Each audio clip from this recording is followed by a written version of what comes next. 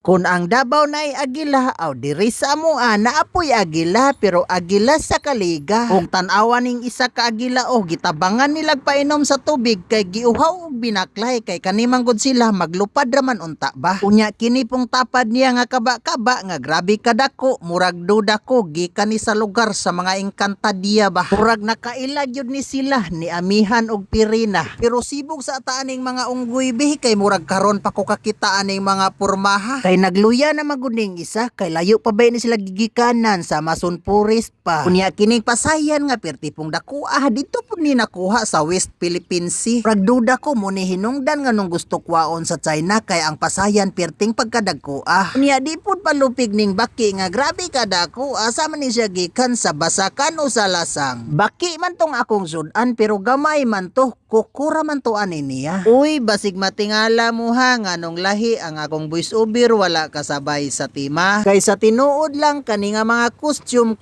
gyud ni sa kaliga. Lahi lang nako og istorya kay daghan na magug nagpost bahin ani nila. Para kining ako for entertainment purpose only ba. Kung dili nako usbo ng istorya wa na may mulantaw sa akong video kay nakita naman ninyo ni sa ilaha. Unya murag taas-taas naman ning video ha maong dinhi na lang sa siguro tataman babo.